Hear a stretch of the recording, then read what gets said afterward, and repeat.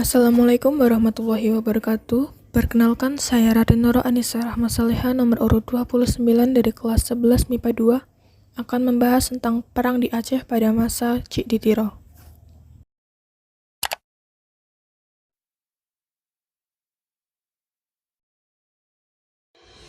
Perang di Aceh pada tahun 1873 hingga 1904. Perang Aceh Belanda atau disingkat Perang Aceh adalah perang Kesultanan Aceh melawan Belanda dimulai pada 1873 hingga 1904.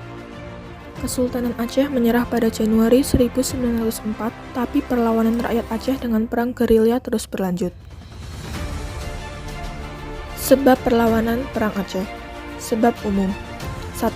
Aceh berpendapat bahwa daerah-daerah timur Sumatera merupakan wilayahnya, sementara Belanda menganggap bahwa wilayah tersebut wilayahnya yang diperoleh dari Sultan Siak. 2. Setelah terusan Suez dibuka, Aceh menjadi bagian dari jalur pelayaran internasional. 3. Makin berkembangnya imperialisme modern. 4. Politik ekspansi Belanda yang semakin merajalela setelah dalam Traktat Sumatera, Inggris memberikan keleluasaan kepada Belanda untuk bergerak di Sumatera. Sebab khusus, Aceh menolak larangan Belanda untuk tidak berhubungan dengan bangsa asing.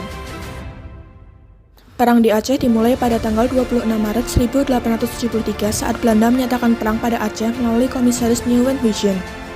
Pada 5 April 1873, tentara Belanda di bawah pimpinan Jenderal Mayor Johan Herman Rudolf Kohler terus melakukan serangan kepada pasukan Aceh. Pertempuran terjadi di daerah pantai dan kota. Bahkan pada 14 April 1873 terjadi pertempuran sengit di bawah pimpinan Tuku Imam Luang Bata melawan tentara Belanda di bawah pimpinan Rudolf Kohler untuk memperebutkan Masjid Raya Baitur Rahman. Dalam pertempuran ini, pasukan Aceh berhasil membunuh Kohler. Dengan demikian, gagallah serangan tentara Belanda yang pertama. Pada 9 Desember 1873, Belanda melakukan serangan yang kedua di bawah pimpinan John van Swieten. Pertempuran itu membuat jatuhnya Masjid Raya Baitur Rahman dan Istana Sultan, dan membuat Belanda menyatakan bahwa Aceh Besar telah menjadi daerah kekuasaan Belanda.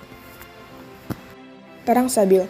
Tahun 1884, saat Muhammad Daud Shah resmi dinobatkan menjadi Sultan Aceh, para pemimpin Aceh seperti Tuanku Hashim, Panglima Polim, Tengku Cik Ditiro memproklamirkan ikrar Perang Sabil. Maka lepaslah Perang Sabil, yaitu perang melawan kafir Belanda sekaligus perang untuk membela agama dan mempertahankan tanah air, serta perang jihad untuk melawan kezaliman di muka bumi. Dengan digelorkan Perang Sabil, perlawanan rakyat Aceh semakin meluas, seperti Cik Ditiro yang mengobarkan perlawanan di Sigli dan Pidi, serta Cut Nyadin dan suaminya yakni Tuku Umar yang berada di Aceh bagian barat. Perang pada masa Tengku Cik Ditiro. Berdasarkan asal-usul, Tengku Cik Ditiro bernama Muhammad Saman. Ia lahir di Daya Seruling Kenegerian Cumbuk Lamlo, Tiro, daerah Pidi, Aceh pada 1 Januari 1836. Ia merupakan putra dari pasangan Tengku Syekh Ubaidillah dan Siti Aisyah. Ia hidup dalam keturunan ulama, jadi pendidikan dasarnya ialah pendidikan dari orang tua, sehingga ia besar dan tumbuh dalam keluarga yang religius. Ketika ia sudah besar, ia melanjutkan pendidikan di Dayah. Ia melanjutkan pendidikan pada pamannya yang bernama Tengku Muhammad Amin. Cik Ditiro belajar hingga besar, kemudian melanjutkan pendidikan lebih dalam lagi di Sukun atau Sigli. Selanjutnya, melanjutkan pendidikan di Sulimum dan melanjutkan pendidikan lagi ke Dayah Lamkrak atau Sibreh. Ketika masa pendidikan di Lamkrak, Belanda masuk ke Aceh pada tahun 1873. Daerah Aceh Besar jatuh ke tangan Kompani Belanda dan kekuatan Aceh mulai melemah. Kemudian Cik Ditiro menunaikan ibadah haji di Mekah. Di sana ia terus memperdalam ilmu agama. Dari sana pula ia juga mempelajari cara melawan imperialisme dan kolonialisme.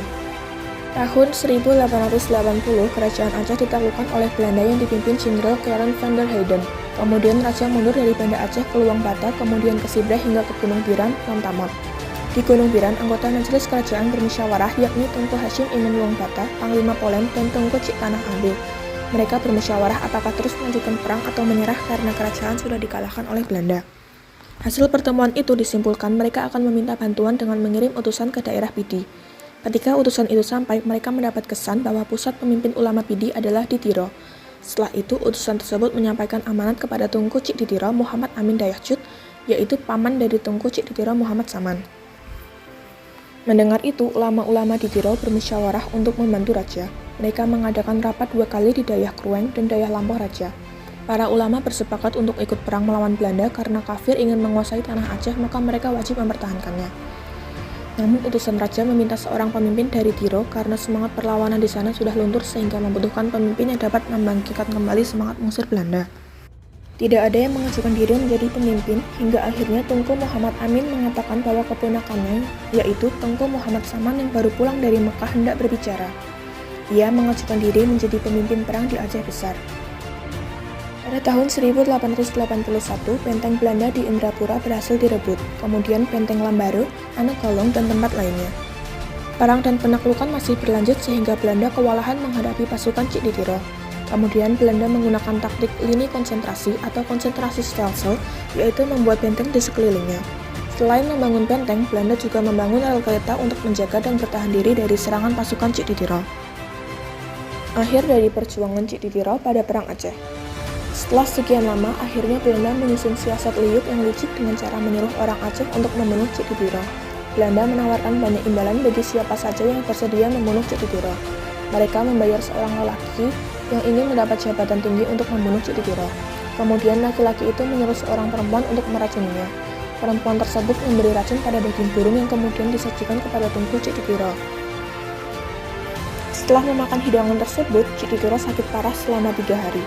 Kemudian menghembuskan napas terakhirnya pada 1891 di benteng Anekolong. Tunku Cik Ditiro adalah tokoh yang kembali menggairahkan Perang Aceh pada tahun 1881 setelah menurunnya kegiatan penyerangan terhadap Belanda.